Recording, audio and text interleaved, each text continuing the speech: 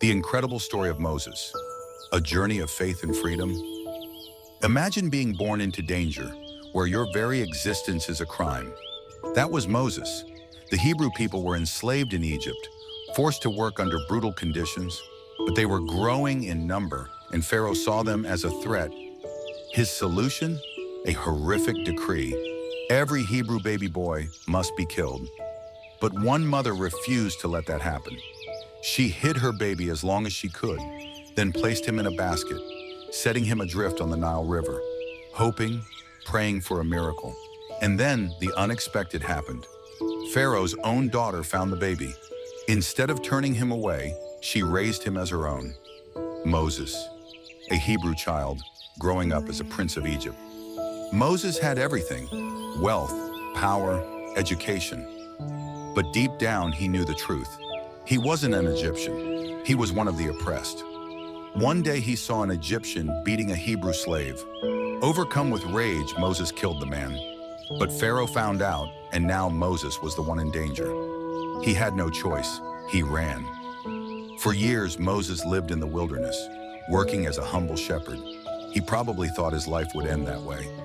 But God had other plans. One day he saw something strange, a bush, burning, but not turning to ash. And then a voice spoke. It was God. He had a mission for Moses. Go back to Egypt and free the Israelites. Moses was terrified. Who am I to do this, he asked. But God's answer was simple. I will be with you. So Moses returned, standing before the most powerful ruler in the world, demanding, let my people go. Pharaoh laughed. He refused. And then the plagues began. Water turned to blood. Frogs filled the land. Swarms of locusts. Darkness. Disease. One after another, Egypt suffered. And still, Pharaoh would not let them go. Then came the final plague, the most devastating of all.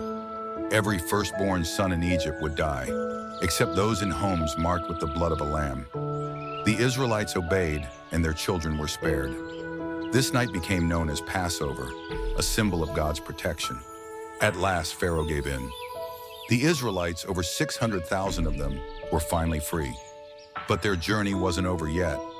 As they fled, Pharaoh changed his mind. His army chased them, trapping them at the edge of the Red Sea. The people panicked. Moses, why did you bring us here to die? But Moses stood firm. He lifted his staff, and the impossible happened. The sea parted. The Israelites walked through on dry land, walls of water towering on either side.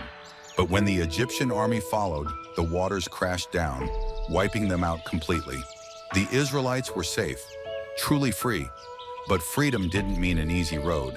In the wilderness, food ran out, water was scarce. The people complained, but God provided manna from heaven, water from a rock. Then on Mount Sinai, Moses received the 10 Commandments, laws meant to guide them. But even after everything, the people still doubted. They grew impatient. They built a golden calf to worship. Moses was furious. Had they forgotten so quickly? Because of their lack of faith, their journey took 40 years. Moses led them faithfully, but in the end, even he was not allowed to enter the promised land. From a mountaintop, he saw it, the land God had promised them, and there his journey ended. But his legacy, it lived on.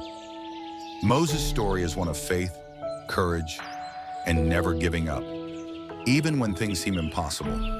He showed that when you trust in something greater than yourself, miracles can happen.